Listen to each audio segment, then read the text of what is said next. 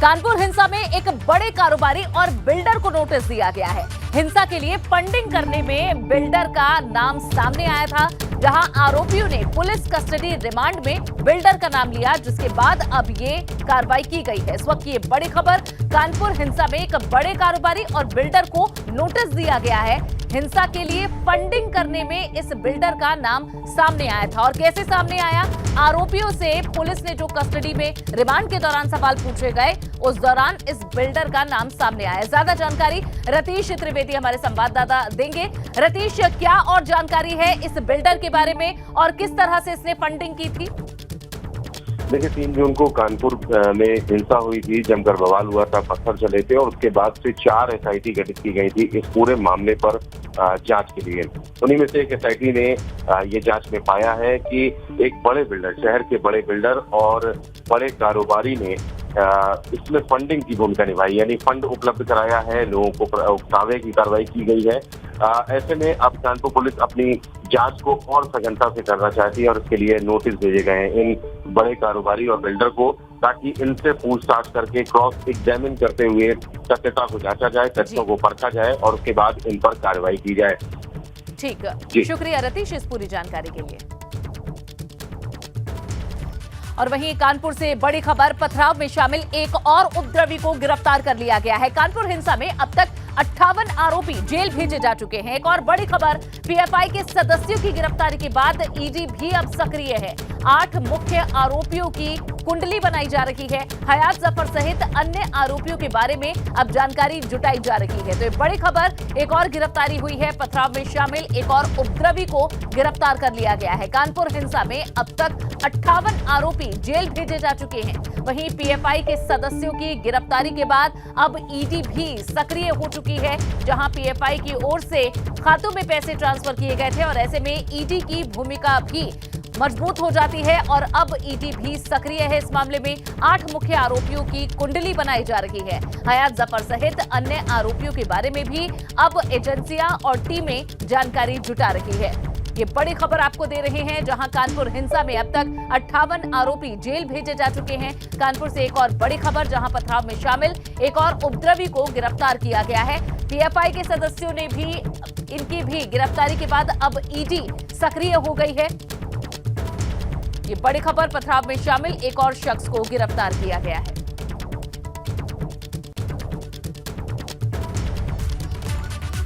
बढ़ते हैं आगे और अब बात बीजेपी की तैयारियों की। भारतीय जनता पार्टी ने अभी से ही मिशन 2024 की तैयारियां शुरू कर दी है और आज से बूथ सशक्तिकरण अभियान की शुरुआत होने जा रही है, जिसके तहत पार्टी के सांसदों को 100 कमजोर बूथों की जिम्मेदारी मिली है, तो वहीं विधायकों को 25 बूथों पर काम दिया गया है। यहाँ यूपी के जो सांसद केंद्र में मंत्री हैं, उन्हें यूपी के अलावा दूसरे राज्यों के बूथों की भी जिम्मेदारी दी गई है। इन कमजोर बूथों की जो रिपोर्ट पेश होगी, वो 30 जून तक तैयार कर पार्टी आलाकमान को सौंपनी है। इसी रिपोर्ट की रणनीति के बाद भाजपा तैयारियों में जुटेगी। तो जहां अपनी मौजूदगी कमजोर है, उसे सशक्त बनाने के लिए पूरी रणनीति है, जहां मंत्रियों को और साथ ही विधायक, सांसद, इन सभी को जिम्मेदारी सौंपी गई है। भारतीय जनता पार्टी ने ये 2024 की तैयारियां शुरू कर दी हैं। आज से बूथ सशक्तिकरण अभियान की शुरुआत हो रही है। तो चलिए, कैसी है ये तैयारियां, जल्दी से इस पर नजर डाल लेते हैं। 2024 की तैयारियों में भाजपा अब जुट गई है। आज से बूथ सशक्तिकरण अभियान की शुरुआत बीजेपी की तरफ से हो रही है, जहां 30 जून को ये कमजोर बूथों की रिपोर्ट सौंपी जाएगी। इसके साथ ही पार्टी के सांसदों को 100 कमजोर बूथों की जिम्मेदारी मिली है। इसमें विधायकों को 25 बूथों की जिम्मेदारी दी गई है। इन सभी बूथों पर क्या कुछ कारण है, किस तरह से स्थिति है, इसकी पूरी रिपोर्ट पेश करनी है, जिस पर आगे की रणनीति पर काम किया जाएगा। किस तरह से 2024 में अपनी जीत को फिर से रिपीट किया जाए, इस बाबत ये पूरी कोशिश है। ज्यादा जानकारी ले लेते हैं संवाददाता अनुभव शुक्ला से, लखनऊ से हमारे साथ जुड़ चुके हैं। अनुभव, बताएं कि किस तरह से पूरी प्रक्रिया चलेगी और कब से काम शुरू हो जाएगा इन विधायकों और सांसदों का? देखिए, ये जो बूथ सशक्तिकरण अभियान है, ये 30 जून तक चलेगा, या हम कहें कि जो बीजेपी ने वीक बूथ कमेटी बनाई थी, उसका काम जो है वो 30 जून तक चलेगा।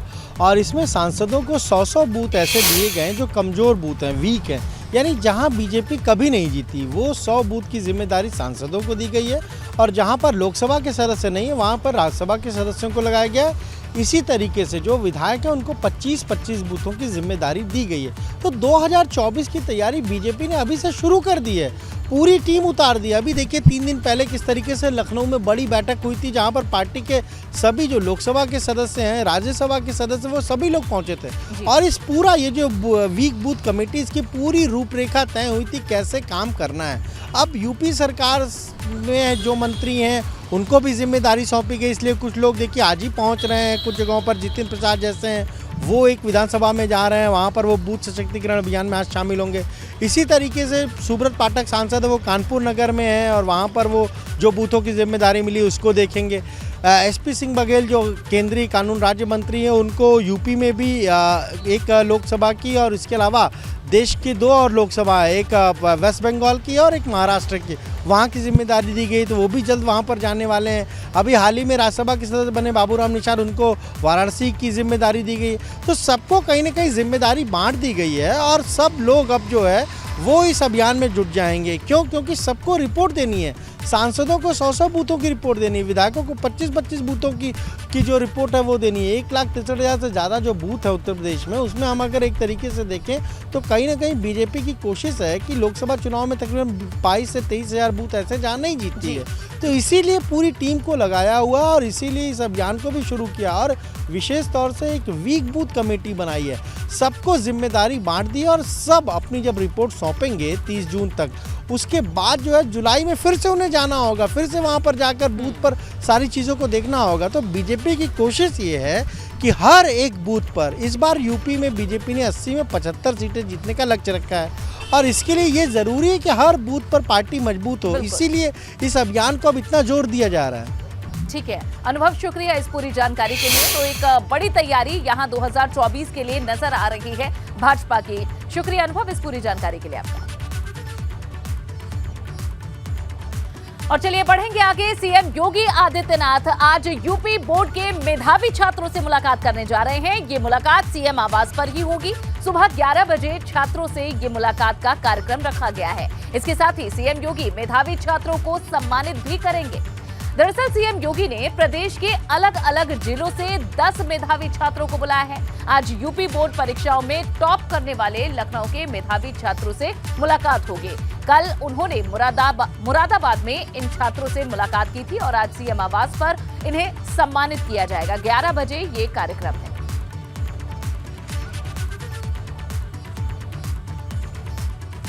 तो सरकारी स्कूलों में बच्चों को प्रोत्साहित सीएम योगी आदित्यनाथ करने वाले हैं। सरकारी स्कूलों के बच्चों ने जिन्होंने टॉप किया है, जो मेधावी छात्र हैं, आज उन्हें सम्मानित करने का दिन है। यूपी बोर्ड के मेधावी छात्रों से आज सीएम योगी का संवाद होने जा रहा है।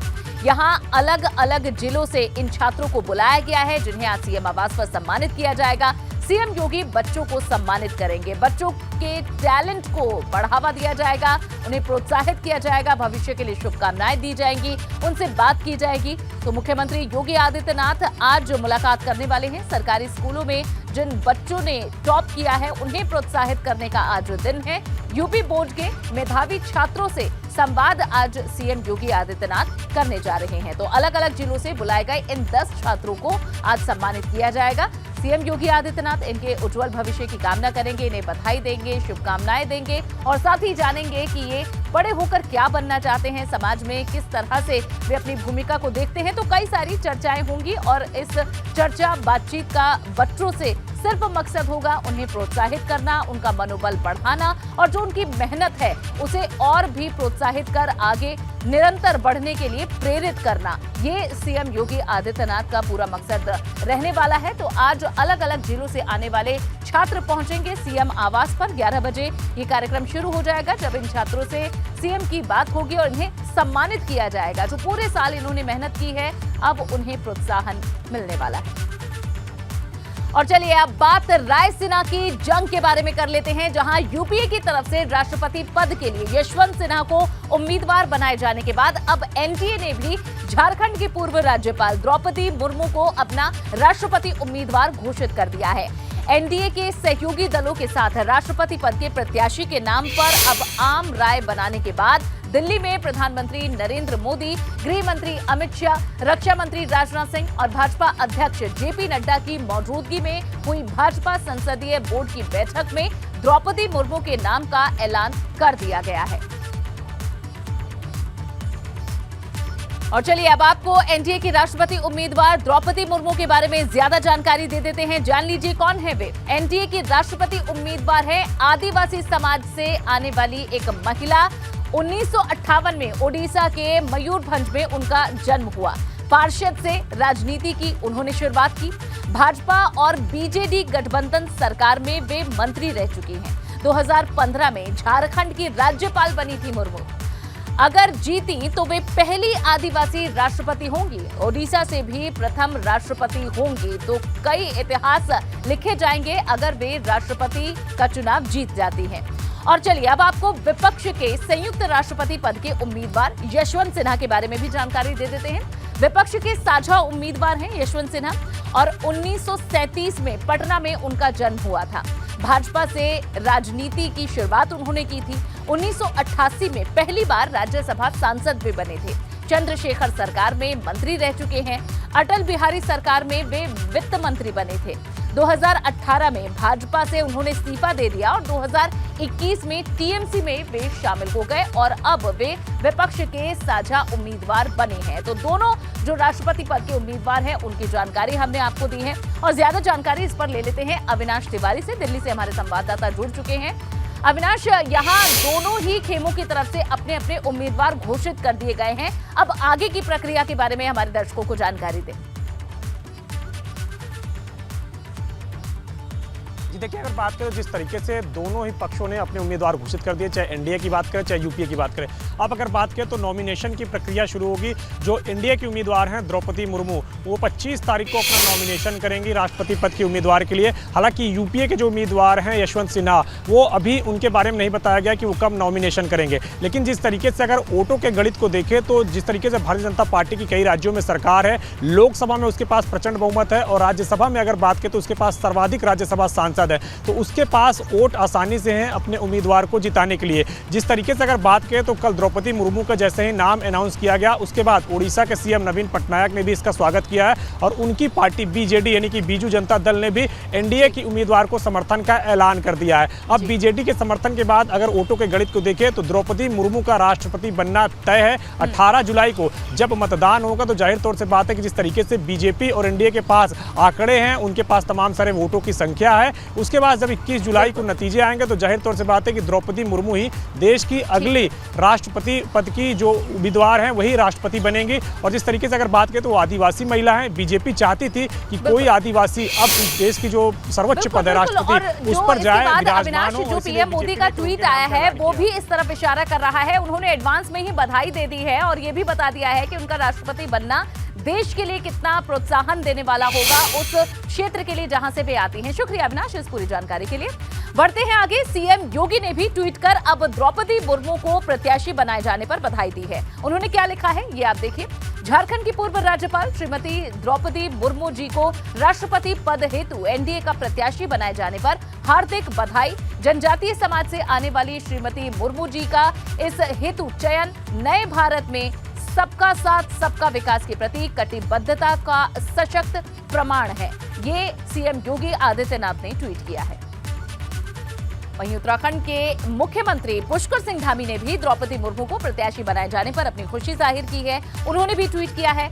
उन्होंने लिखा है, झारखंड की पूर्व राज्यपाल श्रीमती द्रौपदी मुर्मू जी को एनडीए की ओर से राष्ट्रपति पद का उम्मीदवार बनाए जाने पर केंद्रीय नेतृत्व का आभार। जनजातीय समुदाय की महिला को राष्ट्रपति पद की उम्मीदवार बनाने पर उन्होंने राष्ट्रीय नेतृत्व के इस निर्णय को ऐतिहासिक बताया है। ये उत्तराखंड के मुख्यमंत्री पुष्कर सिंह धामी ने बधाई दी है ट्वीट कर द्रौपदी मुर्मू को। जैसे ही एनडीए की तरफ से उन्हें प्रत्याशी बनाया गया, उन्हें बधाई का तांता लग गया। पीएम मोदी ने बधाई दी, उसके बाद उत्तर प्रदेश के और उत्तराखंड के मुख्यमंत्रियों ने भी उन्हें बधाई दी है। जहां जावेद पम की पत्नी ने हाईकोर्ट में एक याचिका दाखिल की है। बुलडोजर से मकान गिराए जाने के खिलाफ ये याचिका है।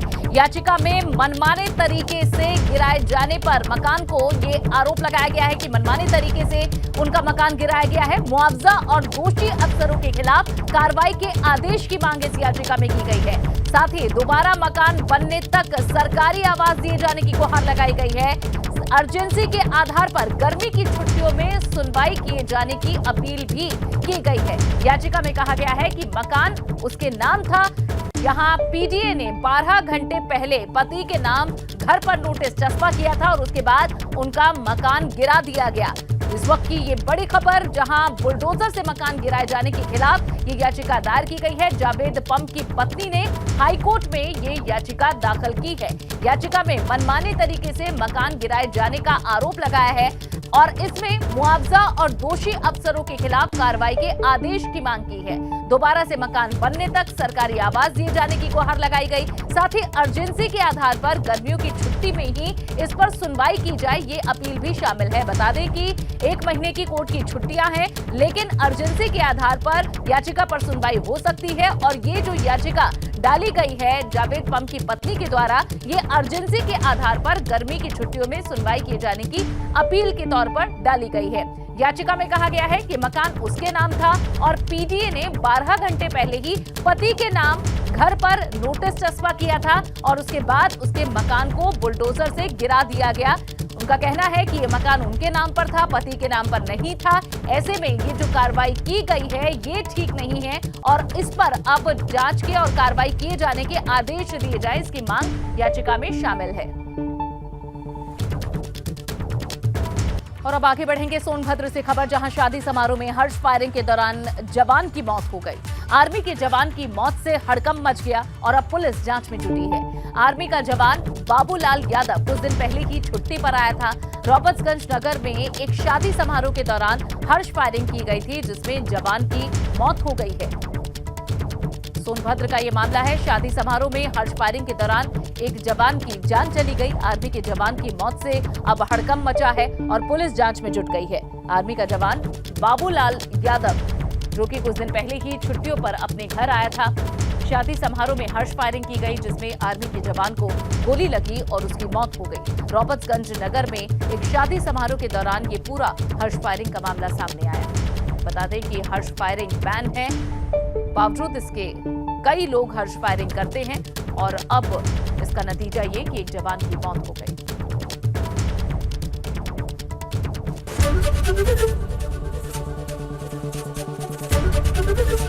एबीपी गंगा, खबर आपकी, जुबान आपकी।